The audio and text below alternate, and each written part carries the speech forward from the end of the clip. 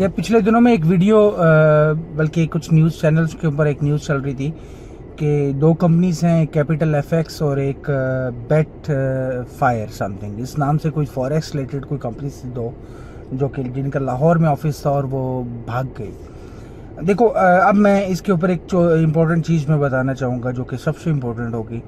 पिछले कुछ अरसे से मेटा ट्रेडर, जो कि ट्रेडिंग प्लेटफॉर्म है सबसे मेजर, जो एक लेगेसी है इस मार्केट का या इस इंडस्ट्री का, उनकी सबसे बड़ी जो मेजर पॉलिसी है वो ये है कि जो भी इस तरह की स्कैमर कंपनीज हैं उनको स्किप किया जाए, उनको किक ऑफ किया जाए, क्योंकि उसकी वजह से ऑलरेडी बहुत ज़्यादा जो है ना मिसयूज़ होता है। और मिसयूज़ होने के बाद जो रेगुलेटरी बॉडीज़ के हिसाब से वो प्रॉपरली पॉलिसीज़ को फॉलो नहीं कर रहे, तो उनके बहुत से कंपनीज़ के लाइसेंस टर्मिनेट हो रहे हैं।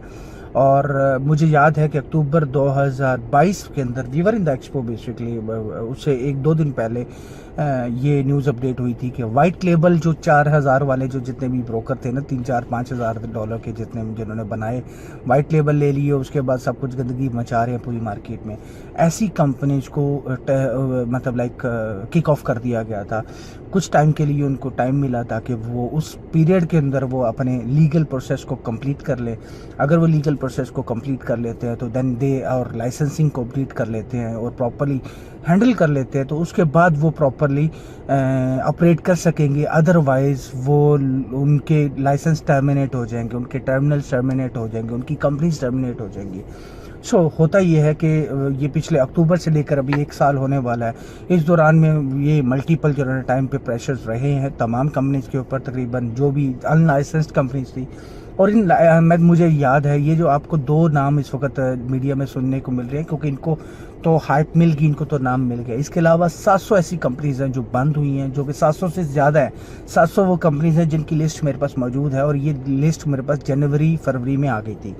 ये वो फॉरेक्स ब्रोकर्स थे जिनकी सारा का सारा बंद। इसमें बहुत सी कंपनीज ऐसी थी जो इंडिया में ऑपरेट हो रही थी, बहुत सी ऐसी कंपनीज थी जो वियतनाम में ऑपरेट हो रही थी, मलेशिया में ऑपरेट हो रही थी, पाकिस्तान में ऑपरेट हो रही थी, जिनके पास लीगल डॉक्यूमेंट्स प्रॉपर नहीं थे, या जो ये वाइट लेबल जो है ना वाला कॉन्सेप्ट, वो जो $4000 में जो है ना ब्रोकर बन जाता था, और वो सारा कॉन्सेप्ट और वो कॉपी पूरा एक ले लेना और सारा का सारा, इन तमाम कंपनीज को टर्मिनेट कर दिया।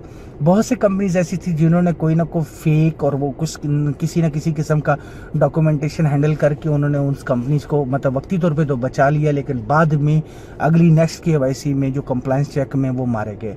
कैपिटल एफएक्स और बेट फायर के मतलब पहली बात बता दूं कि ये कोई इतनी बहुत बड़ी कंपनीज नहीं थी, कोई बहुत बड़ा इनका कोई स्ट्रक्चर नहीं था।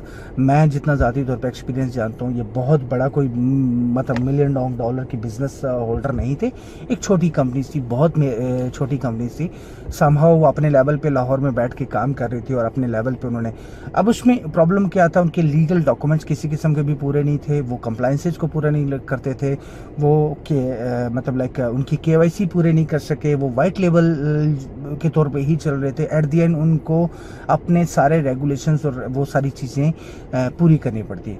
जब मैं इस कंपनी के ऊपर रिसर्च की पिछले मैंने, और मेरी मेटा के हवाले से भी, मेटा ट्रेडर के साथ भी कुछ बात हुई है, जो भी कम्युनिकेशन हुई ज़ाती तौर पे, मैं वो ज़्यादा कॉन्फिडेंशियल चीज़ें तो शेयर नहीं कर सकूँगा, बट इतना मैं ज़रूर आपको बताना चाहूँगा।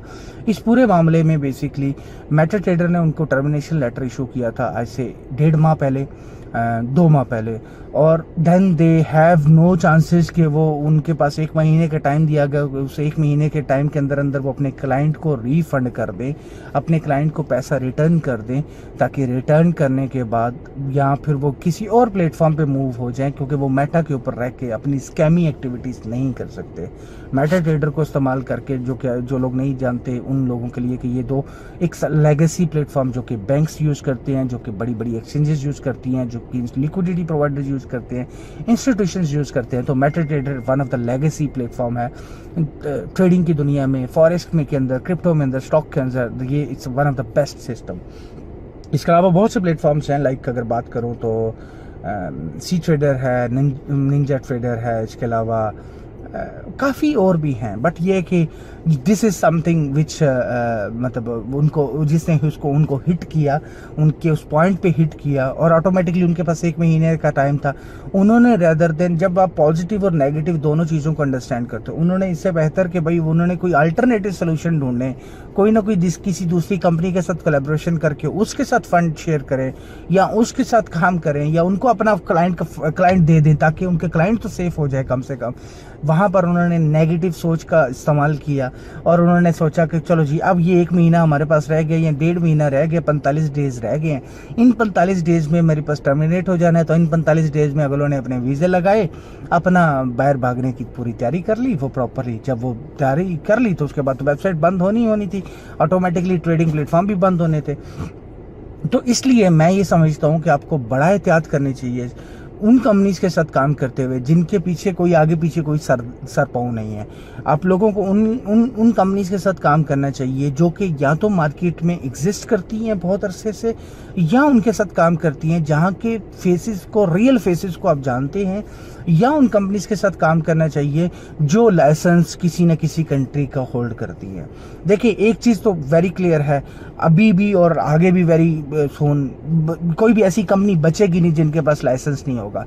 फॉरेक्स ब्रोकर्स में जो मेटा ट्रेडर को इस्तेमाल कर रहे होंगे, कोई भी ऐसी कंपनी नहीं होगी जो प्रॉपरली लीगल ना हो, कोई प्रॉपर लाइसेंस कंपनी ऐसी नहीं होगी चल सके। कुछ $4-5 हज़ार डॉलर में, मेरे एक वीडियो है, मैं इसमें लिंक भी शेयर कर दूंगा इसके डिस्क्रिप्शन में, वीडियो में, जिसके अंदर अब वो पूरा का पूरा वो कॉस्टिंग निकाली है। एक ब्रोकर को चलाने के लिए 5 से 7 6 करोड़ मतलब सॉरी $6 लाख का ईयरली एक्सपेंस होता है। अब कम से कम ये नॉर्मल एक मिड रेंज या एक स्मॉल ब्रोकर का एक्सपेंस मैंने उसके अंदर शेयर किया था, बड़ी डिटेल में वो डिटेल वीडियो है जिसके अंदर A to Z क्या क्या कॉस्ट होती है, कैसी कैसी कॉस्ट होती है, हर चीज़ एक्सप्लेन की गई हुई है उसके अंदर। वो मैंने शेयर की थी, काफ़ी लंबी है लेकिन उसके अंदर बड़ी डिटेल वीडियो है। ये बच्चों का काम नहीं है ये पूरा स्ट्रक्चर चलाना, लाइक ये बच्चों का काम नहीं। इस पे बात करना तो बहुत आसान है, कोई भी आप 2 दिन या 10 दिन या 15 दिन ट्रेडिंग करके वो उसको नॉलेज हो जाता है थोड़ा बहुत, तो वो मैं ये कर सकता हूँ, मैं वो कर सकता हूँ, मैं ऐसे कर सकता हूँ और वो जी कंपनी बना ली, ऐसा नहीं होता। ये बड़ा एक लॉन्ग प्रोसेस है। इस लॉन्ग प्रोसेस के अंदर बहुत कुछ करना पड़ता है, बहुत से ऐसा कुछ करना पड़ता है जिसके अंदर आपको देखना पड़ता है कि क्या सही है क्या गलत है। और एक चीज़ मैं आपको क्लियर बता देता हूँ, ऐसी कोई भी कंपनी जो आपके पैसे लेके आपको प्रॉफिट दे रही है, कोई भी ब्रोकर है, कोई भी कंपनी है जो कि आपके पैसे लेके आपको प्रॉफिट का प्रॉमिस कर रही है मंथली बेसिस के ऊपर, आपको 5% आएगा, 8% आएगा, 10% आएगा, 15% आएगा, पता नहीं क्या क्या। इधर तो मैंने पिछले दिनों में एक कंपनी को मुझे देखने का मौका मिला, उनका कोई वो था, मुझे नहीं पता कौन उसको ऑन करते हैं क्या चीज़ है, लेकिन मैं वो टीमें आजकल उसकी काफ़ी एक्टिव है, तो वो मैं देख रहा हूँ कि वो 1% से लेकर $3 तक डेली प्रॉफिट दे रहे हैं। और उनका एक और प्लान था हाई रिस्क, उसके अंदर वो 3% से लेकर 5% तक तकरीबन वो डेली प्रॉफिट। आप अंदाज़ा लगाए कि अगर वो 3% डेली प्रॉफिट, तो मतलब 1 महीने में आपके पैसे डबल, तो या आधे महीने में भी पैसे डबल हो रहे हैं। तो ऐसी सूरत हाल से बचने के लिए वो कोई बोर्ड शॉट लगाते हैं। और ये कहानी, ऐसी कोई भी कंपनी जो है वो फेक है, वो स्कैम करेंगी, एट दी एंड वो भागेंगी, उनको भागना पड़ेगा। क्यों? क्योंकि उनके लीगल डॉक्यूमेंट्स पूरे नहीं है, उनकी डॉक्यूमेंटेशन पूरी नहीं है, उनके कंप्लायंसेस पूरे नहीं है, क्योंकि उनका मकसद ही आपको स्कैम करना है, उनका मकसद ही आपको साथ फ्रॉड करना है, उनका मकसद ही आपको नुकसान पहुंचाना है एट दी एंड। और उनका मकसद ये है कि जिस दिन उनके ऊपर कोई एक्शन होगा वो वेबसाइट बंद करेंगे, सब कुछ करेंगे, भाग जाएंगे। क्यों? क्योंकि पीछे रेगुलेशन है ही नहीं है, पीछे कोई लाइसेंसिंग है ही नहीं है, प्रॉपर कोई अवेलेबिलिटी है ही नहीं है, वो तो एक जस्ट वो कमरे की कंपनीज बन जाएगी। जब मैं इंपॉर्टेंट इन सारी इसी तरीके से जब कैपिटल एफएक्स की बात करता हूँ, कोई इतनी कॉमन कंपनी नहीं थी, बेटफायर कोई इतनी बड़ी कंपनी नहीं थी, कोई हज़ारों में भी अकाउंट्स नहीं होंगे, सैकड़ों में होंगे, कोई 200-400 अकाउंट्स हैं टोटल इनके, एग्जांपल दे रहा हूँ। इतना कोई अरबों डॉलर का नुकसान नहीं, मतलब लाइक कोई भाग लेके नहीं भागे, but they were facing this. इस दौरान में उन्होंने इन्वेस्टमेंट बहुत ज़्यादा उठाई थी, एट द एंड उनको भागना पड़ा था। ऐसी कोई कंपनी, मैं इस इंडस्ट्री में तकरीबन 14-15 साल से हूँ, इस इंडस्ट्री में आपको मैं एक्सपीरियंस दे लेता हूँ, कोई भी कंपनी सस्टेन कर ही नहीं सकती लॉन्ग टर्म लेवल पे जो आपको मंथली बेसिस पे फिक्स मिनिमम प्रॉफिट दे। चाहे वो कोई भी कंपनी हो, जितनी बड़ी भी कंपनी हो, जितने हज़ारों लाखों यूज़र्स भी हों, उसके करोड़ों यूज़र्स भी हों, उनको कोई वो नहीं दे सकती, क्योंकि ये मार्केट अप्स एंड डाउन की मार्केट है। इसमें like everyone make profit and everyone can lose as well. So इसमें ऐसा नहीं हो सकता कि 100%, ब्रोकर को भी कभी भी 100% कभी ये नहीं पता होता कि ये मार्केट किस तरफ जाएगी, कभी वो मार्केट प्रेडिक्ट नहीं कर सकता, ऐसे ही ट्रेडर भी प्रेडिक्ट नहीं कर सकते। आपके एनालिसिस और नॉलेज, अब ये आपके ऊपर ताकत होती है कि आपका एक्सपीरियंस, आपका जो नॉलेज है वो कितनी, उसकी प्रोबेबिलिटी क्या है प्रॉफिट्स की, आपकी प्रॉफिट रेशियो क्या हो रही है, क्या आप 100 ट्रेड्स करते हो उसमें से 80 प्रॉफिट में करते हो और 20 नुकसान में होती है। अगर ऐसी सूरत हाल में तो you are in the profit. अगर 60 ट्रेड आपकी प्रॉफिट में होती है और 40 आपकी नुकसान में होती है और रिस्क मैनेजमेंट आपकी 1:2 है, so I think so you are in the profit, बल्कि आप डबल मतलब में चले जाते हो। सो ये डिपेंड करता है कि आप 40 ट्रेड्स नुकसान करके भी 50 ट्रेड से 60 ट्रेड से प्रॉफिट कमा सकते हो और बहुत अच्छा रेवेन्यू जनरेट कर सकते हैं। पर्पसली अगर मैं बात करूं तो ये बड़ा इंपॉर्टेंट है इस चीज़ को अंडरस्टैंड करना। ये कैपिटल एफएक्स जैसी और ये इन कंपनी जैसी जब बात करते हैं, ये जी बेटफायर और इस तरह की 50 कंपनियां ऐसी बहुत आई हैं पहले भी। आगे शायद अब मुश्किल होगी, अब इतना जल्दी आसानी से मिलता नहीं है।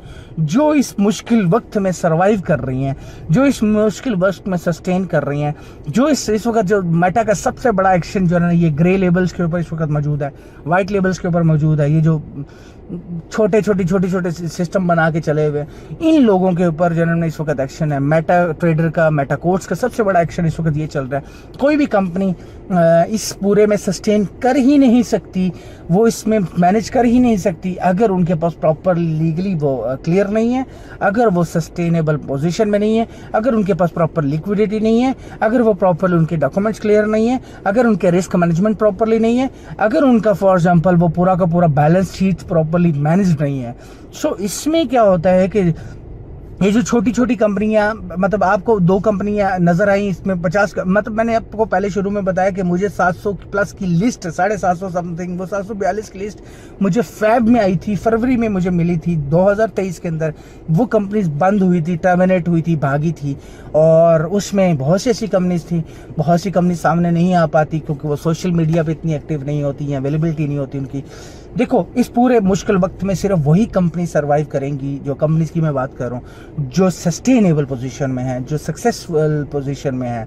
और अगर आप भी किसी ऐसी कंपनी के साथ काम कर रहे हो जो एग्जिस्ट नहीं करती प्रॉपरली, और वो इस मरहले में, और वो जस्ट एक वाइट लेवल लेके चल रहे हैं छोटा मोटा, जो अभी तक सस्टेन तो कर रहे हैं लेकिन आगे शायद वो नहीं कर पाए, सो ऐसी सूरत हाल में कोशिश करें कि अपने फंड्स को कहीं ना कहीं किसी लेजिट जगह पे मूव करें।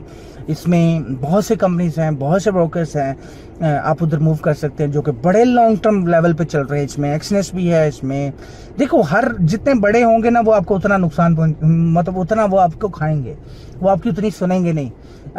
मतलब उनके प्रॉब्लम्स अपने अपने, हर कंपनी के कुछ प्रॉब्लम्स हैं, कुछ प्रोज हैं, कुछ कॉन्स हैं। किसी कंपनी का क्या कॉन्स है, किसी का क्या प्रो है।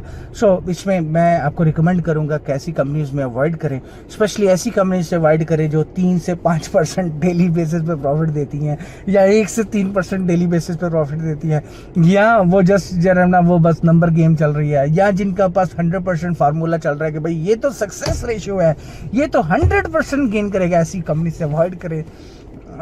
ऐसी कंपनियां जो आपको, ब्रोकर कभी भी प्रॉफिट नहीं दे सकता, मतलब ब्रोकर कभी भी जरा प्रॉफिट का प्रॉमिस नहीं कर सकता। लॉ के मुताबिक भी ये है, लीगल वे में भी ये है।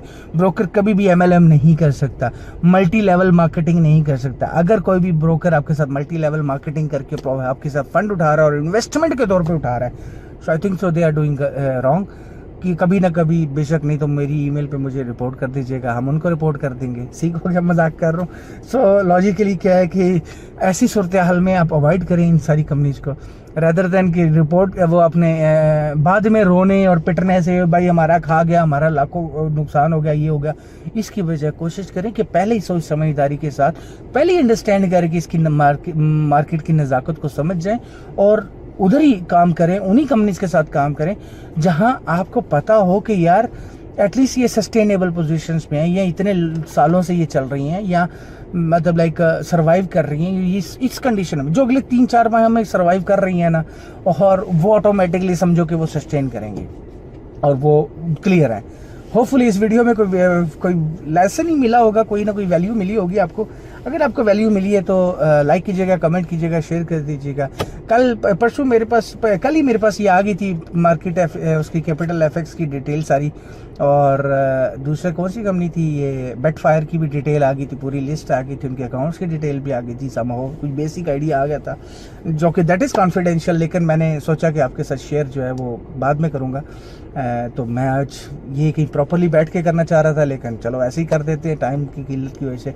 होपफुली आपको इसमें कुछ समझ आ गया होगा। अगर आपको फर्दर जो है ना कोई भी चीज़ जो प्रॉब्लम हो रही है तो ज़रूर इस वीडियो के कमेंट में मुझे प्राइवेट मैसेज करने के बजाय कमेंट में कर दीजिएगा। जो मैसेज इंपॉर्टेंट होता है मैं इमीडिएटली प्राइवेट मैसेज में रिप्लाई कर देता हूँ। बाकी होपफुली इस वीडियो में कोई वैल्यू मिली है, अगर वैल्यू मिली है तो लाइक कीजिएगा, कमेंट कीजिएगा, शेयर कीजिएगा। और जो लोग सोच रहे हैं कि ये बेट फायर और कैपिटल एफएक्स भागी कैसे, क्यों, उनकी रीज़न क्या है, मेन रीज़न क्या है, उसके लिए भी मैंने एक्सप्लेन कर दिया। जिनको नहीं मालूम उनको शेयर कर दीजिएगा। होपफुली नेक्स्ट वीडियो में बात करें। कल थर्सडे है, इंशाल्लाह सी यू सून, ठीक होगा। कल इंशाल्लाह किसी और टॉपिक पे बात करते हुए। अल्लाह हाफिज़, स्टे ब्लेस्ड।